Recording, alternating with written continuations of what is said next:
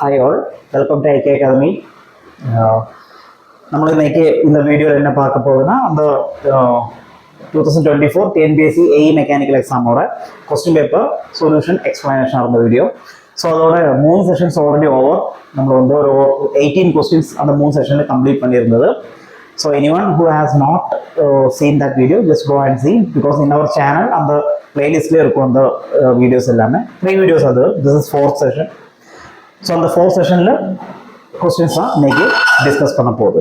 Okay, so we will directly go into that. 19th question, 18th question on the 3rd session la varaikum complete pannirukken. So 19th question, a thin walled spherical shell is subjected to an internal pressure. Okay, if the radius of the shell is increased by 1% and thickness is reduced by 1% with the internal pressure remaining the same, the percentage change in the circumferential stress is. So என்ன சொல்லியிருக்காங்க, ஒரு spherical shell இருக்காங்க. Okay, spherical ஷெல்னது உள்ள hollow தின் spherical shell இருக்காங்க. அது வந்து internal pressure, அந்த ஷெல்லுக்குள்ள அந்த ஹோலோ ஸ்பேஸ்ல ஒரு இன்டர்னல் ப்ரெஷர் ஆக்ட் ஆகுறாங்க. ஸோ அந்த சர்ஃபஸ்ல அந்த ப்ரெஷர் ஆக்ட் ஆகிடும். அதனால சர்ஃபஸ்ல அந்த மெட்டல் மேல ஒரு ஸ்ட்ரெஸ் டெவலப் ஆகும். அதுக்கு பேரு தான் hoop stress. Okay, so hoop stress கண்டுபிடிக்கிற ஈக்குவேஷன் தான் என்ன சொல்லியிருக்காங்க, ரேடியஸ் வந்து நீங்க 1% இன்க்ரீஸ் பண்ணிட்டு திக்னஸ் 1% கம்மி பண்ணினா அந்த ஹூப் ஸ்ட்ரெஸ்ல இருக்கிற சேஞ்ச் ஒரு பெர்சன்டேஜ் சேஞ்ச் தான் நீங்க கண்டுபிடிக்கணும். ஓகே, ஸோ முதல்ல ஹூப் ஸ்ட்ரெஸ்னா அதோட ஈக்குவேஷன் என்னது, hoop stress sigma H is equal to internal pressure into diameter by 4 into thickness. Okay, thin cylindrical ஷெல்லுக்குள்ள நீங்க ஹூப் ஸ்ட்ரெஸ்ஸும் லாங்கிடியூடனல் ஸ்ட்ரெஸ்ஸும் டிஃப்ரெண்டா லேர்ன் பண்ணியிருந்தேன். ஆனா இங்க வந்து hoop stress and longitudinal stress R same. Because உங்களுக்கு தெரியுது நினைக்கிற சிலிண்டர்ல 2 டைமென்ஷன் இருக்கும். இங்க வந்து நீங்க எது எடுத்தாலும் அந்த சர்ஃபஸ் இல்ல. Okay, so this is also equal to sigma L. Okay, internal pressure into diameter by 40. நம்ம இங்க என்ன கேட்டிருக்காங்க, ரேடியஸ் தான் சொல்லியிருக்காங்க. So you just convert this equation into radius டேர்ம்ஸ்ல மாத்திருந்தோம். டயமீட்டர்னா 2 இன்டு ரேடியஸ் தான் by 40 which is equal to PR by 2T. So இதுதான் ஈக்குவேஷன், ஹூப் ஸ்ட்ரெஸ்ஸோட ஈக்குவேஷன். ஆனா இங்க வந்து ஹூப் ஸ்ட்ரெஸ் கண்டுபிடிக்கிறதுக்காக கேட்கல question, percentage change in the hoop stress எப்போ இந்த ரேடியஸும் திக்னஸும் இப்படி சேஞ்ச் பண்ணினா அதான் கேட்டிருக்காங்க. So we will see that. Okay, first of all இந்த percentage changeனா என்னது அது உங்களுக்கு தெரியணும். சேஞ்ச்னா உங்களுக்கு தெரியும் நினைக்கிறேன். சேஞ்ச்னா final minus initial, right? Change is equal to final minus initial. Change delta. But percentage change அப்படின்னா final minus initial by initial into 100. So நீங்க ஃபைனல் ஹூப் ஸ்ட்ரெஸ்ஸும் கண்டுபிடிக்கணும், இனிஷியல் ஹூப் ஸ்ட்ரெஸ்ஸும் கண்டுபிடிக்கணும். இனிஷியல் ஹூப் ஸ்ட்ரெஸ் നമ്മൾ ഓൾറെഡി அங்கே கண்டுபிடிச்சு வச்சிருந்தேன். PR by 2T. Radius r thickness T. Final நீங்க ரேடியஸும் திக்னஸும் சேஞ்ச் பண்ணியிருக்காங்க. எப்படி சேஞ்ச் பண்ணியிருக்காங்க, ரேடியஸ் வந்து 1% இன்க்ரீஸ் பண்ணியிருக்காங்க, திக்னஸ் வந்து 1% கம்மி பண்ணியிருக்காங்க. Okay, so initial radius R இருந்தால் ஃபைனல் ரேடியஸ் 1% நீங்க இன்க்ரீஸ் பண்ணணும். R கூட நீங்க R ஓட 1% இன்க்ரீஸ் பண்ணணும். R plus 1% of R. 1% of R னா 0.01. 1 by 100. 1 by 100 is 0.01. So நீங்க என்ன வேணும், R plus 0.01 R which is equal to 1.01 R. இதுதான் ஃபைனல் ரேடியஸ். ஸோ ஃபைனல் ரேடியஸும் ஃபைனல் திக்னஸும் கிடைச்சதான் உங்களுக்கு ஃபைனல் ஹூப் ஸ்ட்ரெஸ் கண்டுபிடிக்க முடியும். அதுக்காக இந்த கால்குலேஷன் பண்றாங்க. தென் இனிஷியல் திக்னஸ் ஓகே வந்து T-ஆ எடுத்திருந்தால் final thickness 1% is decreasing. So T minus 1% of T. Decreasing ஆகிறதுல minus பண்ணணும். which is equal to t minus 0.01 t, which is equal to 0.99 t.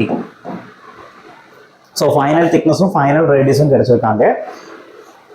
Now the final sigma h is equal to p into r now is 1.01 r by 2 into thickness is 0.99 t. Okay, this is the internal pressure remains same சொல்லிருக்காங்க क्वेश्चनல. அதனால p is same. Now in the equation la நீங்க substitute பண்ணனும். Percentage change is equal to final is p into 1.01 r by 2 into 0.99 t minus initial is pr by 2t by initial down. So pr by 2t. Okay, now இங்க நீங்க pr by 2t common தான் numeratorல. so நான் வந்து வெளியே எடுக்கறாங்க pr by 2t into மீதி வந்து 1.01 by 0.99 minus இது அப்படியே வெளியே வந்ததனால 1 by pr by 2t denominator அப்படியே. so இது கேன்சல் பண்ணிக்கலாம். now cross multiply பண்ணனும். 1.01 minus 0.99. so இங்க 100 இருக்காங்க. okay, இங்க ஒரு into 100 இருக்காங்க. so அதே மாதிரி இங்க into 100 இருக்காங்க. so 1.01 by 0.99 by point denominator 0.99 into 100. 1.1 minus 0.99 is nothing but 0.02 by 0.99 into 100. okay, இது 100 இருந்தால் sorry இது 1 இருந்தால் you can easily write இது 1 இருந்தால் easy 0.02 into 100. 2 1 க்கு just கீழ இருக்காங்க. கரெக்ட். 0.99 னா 1 க்கு 0.01 ரொம்ப close to 1 அப்படினா denominator 1 க்கு கீழே போயிடுச்சுனா numerator அதிகமாகும். means this will be somewhat greater than 2. okay, answer will be இது வந்து கால்குலேட் பண்ண வேண்டாம். நீங்க 0.99 100 by 99 எல்லாம் வராது. அதனால தான் நீங்க என்ன வேணும், இது 1 இருந்தால் 100 into 0.02 அப்படியே எடுத்துக்கலாம் 2%. ஆனா இங்க 1 இல்ல, 1 க்கு ஜஸ்ட் கீழான நம்பர். டினாமினேட்டர் கம்மியாகும் போது டோட்டல் வேல்யூ அதிகமாகும். so just கம்மியாகும் போது just அதிகமாகும். this is not like this. greater than, slightly greater than 2. so ஆப்ஷன்ஸ்ல slightly greater than 2 இருந்தால் அதுதான் ஆன்சர். ஓகே, ஆனா உங்களோட ஆப்ஷன்ல just 2 தான் கொடுத்திருக்காங்க. so அவர் வந்து அப்ராக்ஸிமேட் பண்ணிருக்குன்னு ஒரு assumption எடுத்துச்சுனா you just write this is the answer. actually it should be 2.02. Calculate பண்ணும்போது அப்படி தான் வரும். எப்படினாலும் just about 2 அதுதான் ஆன்சர். இங்க 2 இருக்காங்க. Okay, you have approximated to 2. so dog is the answer. okay, so equations உங்களுக்கு தெரியும். next 28th question. the transverse shear stress acting in a beam of rectangular cross section subjected to a transverse shear load. what is this transverse shear stress and transverse shear load? நீங்க ஒரு rectangular cross section வெச்சிருந்தோம். Okay, இதோட cross section வந்து rectangular. இது மேல transverse shear load இப்படி ஒரு load apply பண்ணும்போது இங்க shear stress டெவலப் ஆகும். ஓகே, shear stress டெவலப் ஆகும். அந்த shear stressக்கு ஒரு ஈக்குவேஷன் இருக்காங்க. F A y bar by I B அந்த மாதிரி ஈக்குவேஷன் இருக்காங்க. you can recall. ஆனா அந்த ஈக்குவேஷன் இதுல தேவையில்லை. நீங்க என்ன வேணும்னா rectangular cross sectionல அதோட வேல்யூ will be parabolic அப்படி மட்டும் ஜஸ்ட் மைண்ட் வைங்க. சர்க்குலர் ஆனாலும் இந்த மாதிரி ஒரு ஷேப்ல தான் வருவாங்க. இங்க rectangular cross sectionல it will be a parabolic shape, which means shear stress at these 2 points are 0 and maximum at the neutral axis. okay, இதுதான் ஈக்குவேஷன்.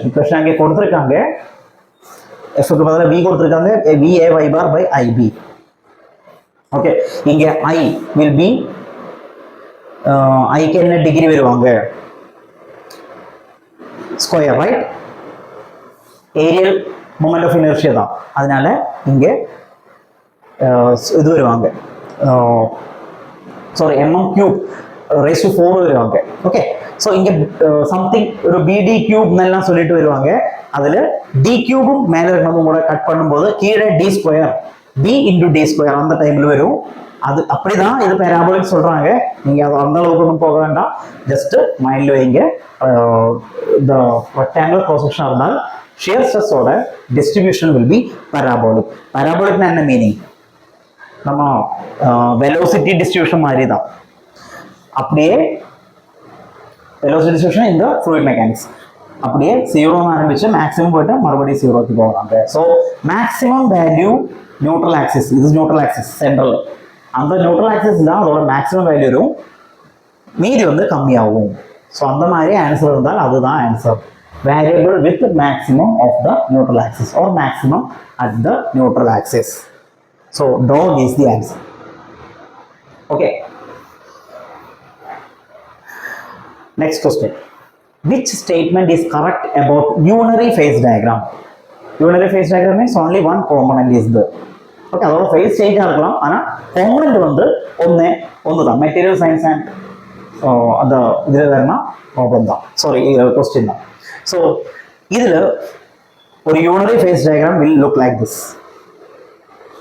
என்ன plot பண்ணிருக்காங்க? Pressure in the y axis, temperature in the x axis. So answer is அந்த plot தான் கேட்டிருக்காங்க. Pressure in the vertical axis or y axis and temperature on the horizontal axis. அப்படிதான் ஒரு unary phase diagram ஓட plot இருக்குவாங்க. Okay, so நம்ம material கொஞ்சம் எடுத்து நான் கொஞ்சம் நோட்ஸ் கொடுத்துருக்காங்க. It's a diagram representing the relationship between phases in equilibrium in a system as a function of any two among temperature, pressure and composition. These diagrams are also called equilibrium diagrams. Phase diagramத்துக்கு equilibrium diagram கூட சொல்லுவாங்க, or constitutional diagrams. Okay, இதுதான் ஒரு example வாட்டரோடது. Okay, so pressure in the y axis and temperature in the x axis. அப்படிதான் answer. So dog is the, sorry, C is the answer. Okay, next 22. Peritectic reaction occurs during following process. So different kinds of reactions இருக்காங்க. Iron carbon டயக்ராம்லாம் நீங்க எடுத்து பார்த்தா அதுக்குள்ள இருக்கும். So அந்த ஒவ்வொரு type eutectic, பெரிடெக்டிக், யூடெக்டாய்டு, அந்த மாதிரி டிஃப்ரெண்ட் கைண்ட்ஸ் ஆஃப் ப்ராசஸஸ் இருக்காங்க. எல்லாமே என்னதுன்னு உங்களுக்கு தெரியணும். ஓகே, எல்லா ப்ராசஸும் ஒரு ஈக்விலிபிரியம் ப்ராசஸ் தான் இருக்கும். Equilibrium between a solid and a liquid, or two solids and a liquid, or solid plus liquid and a solid, அந்த மாதிரி அந்த ரிலேஷன்ஸ் உங்களுக்கு தெரியணும். அப்போ இந்த கொஸ்டின் ஆன்சர் பண்ணிக்கலாம். என்ன கேட்டிருக்காங்க? Peritectic reaction occurs during following processes. எந்த ப்ராசஸ்ல வரும்? கூலிங் ஆஃப் அலாய்ஸ் வருமா, ஹீட்டிங் ஆஃப் அலாய்ஸ் வருமா, லிக்விஃபேக்ஷன் ஆஃப் அலாய்ஸ் வருமா, solidification ஆஃப் சேம் அலாய்ஸ் வருமா? இதுதான் ஒரு பெரிடெக்டிக் ரியாக்ஷனுக்கு எக்ஸாம்பிள். ஒரு லிக்விட் பிளஸ் சாலிட் சொல்யூஷன் இன்னும் ஒரு டைப் ஆஃப் சாலிடுக்கு ஈக்விலிபிரியத்தில் இருக்கும். நீங்க கூல் பண்ணும்போது solidiஃபை ஆயிடும், ஹீட் பண்ணினா திருப்பி வரும். So this is nothing but solidification of what we call two solids, or liquid plus solid and a solid, or same type of alloys. So this is the answer. Dog is the answer. Okay. So peritectic and eutectic very very important. அதோட examples எந்த மாதிரி process எந்த மாதிரி இருப்பாங்க அதெல்லாமே நீங்க நல்லா தெரிஞ்சுக்கணும். Okay, next question. The critical cooling rate CCR is defined as. Critical cooling rate னா எதுக்கு சொல்லுவோம்? ஓகே, ஸோ இங்கே ஆப்ஷன்ஸ் கொடுத்துருக்காங்க. Slowest rate of cooling, austenite, மார்டன்சைட்டா மாறுறதுக்கான ஸ்லோவஸ்ட் ரேட் ஆஃப் கூலிங், அதுதான் கீ கொடுத்துருக்காங்க. யூசி ஸ்லோவஸ்ட் ரேட் ஆஃப் ஹீட்டிங்க்கு சொல்லுமா ஆஸ்டனைட் மார்டன்சைட்டா மாறுறதுக்கு? பார்க்கலாம். அந்த டயக்ராத்துல எல்லாத்தோட சொல்யூஷன் இருக்காங்க. Okay, then fastest rate of cooling martensite austenite மாறுதா, then fastest rate of heating in which martensite is transformed into 100% austenite. So we will see that. This is that diagram.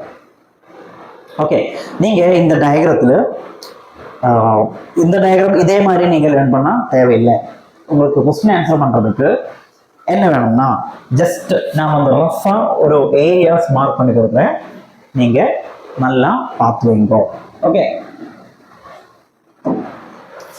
say this regions may be austenite region. இங்க austenite தான் முக்கியமா இருக்கும். then இங்க pierlite, just கீழே bainite, then இதுக்கு கீழே martensite, இதுக்கு கீழே மீன்ஸ் கொஞ்சம் இங்க தள்ளிட்டு.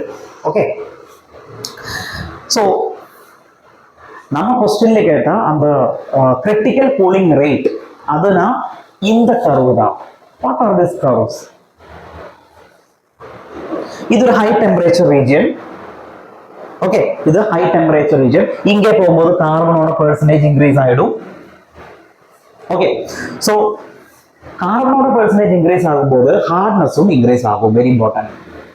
ஓகே, அது ஃபர்ஸ்ட் பாயிண்ட் நீங்க மைண்ட்ல வைங்க. ஹை டெம்பரேச்சர்னு நீங்க கூல் பண்ணும்போது, ஓகே, கூல் பண்ணும்போது austenite region martensite regionக்கு கூல் பண்றதுக்கு தான் இதுக்கு பேர் தான் கிரிட்டிக்கல் கூலிங் ரேட். தான் அங்கே மார்க் பண்ணியிருக்காங்க, கிரிட்டிக்கல் கூலிங் ரேட் சொல்லிட்டு மார்க் பண்ணியிருக்காங்க. நம்ம மெட்டீரியல் இருந்த இதுதான். So critical cooling rate mark பண்ணியிருக்காங்க. Then what are other curves? அதுவும் கூட நமக்கு தெரியணுமே.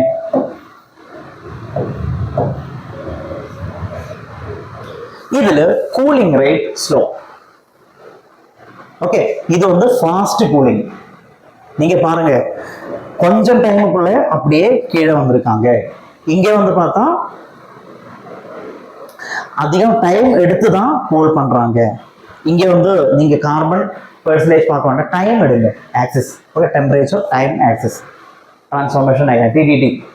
ஸோ இங்க இருந்து லாஸ்ட் கர்வ் இது பார்த்தா கூலிங் ரேட் வந்து ரொம்ப கம்மி.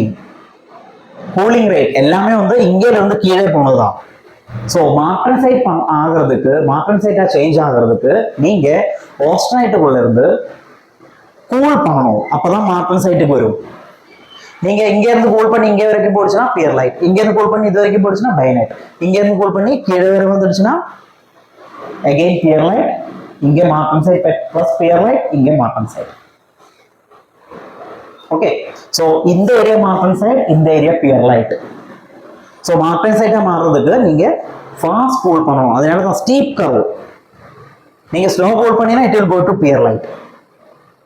ஓகே, ஸோ கிரிட்டிக்கல் கூலிங் கர்வ்னா austenite-னை கூல் பண்ணிட்டு martensite-ஆ கன்வெர்ட் பண்ணோம். There is no condition or case of heating here. Heat பண்ணல, கூலிங் பற்றி தான் நம்ம டிஸ்கஸ் பண்றாங்க. ஸோ அந்த ஹீட்டிங் நான் ரெண்டு ஆப்ஷனும் கட் பண்ணிக்கலாம். Okay, the correct option is austenite region to martensite region. Fast cooling அந்த critical கர்வுக்கு தான் critical cooling rate ன்னு சொல்லுவாங்க. ஓகே,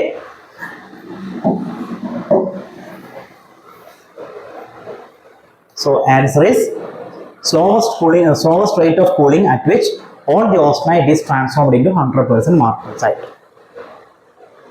Okay,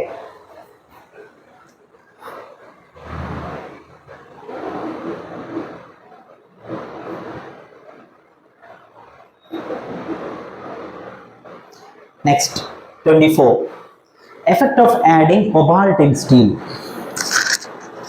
உங்களுக்கு தெரியும், steel itself is an alloy. Steel வந்து ஒரு மெட்டல் இல்ல, itself is an alloy. Okay, carbon and iron கொஞ்சம் கூட சின்ன சின்ன காம்பனன்ட்ஸ் கூட இருக்காங்க. ஆனால் மெஜாரிட்டி வந்து ஒரு மெயின் காம்பனன்ட்ஸ் வந்து கார்பன் அண்ட் அயர்ன். ஸோ அதோட alloy தான் steel. Then what is alloy steel?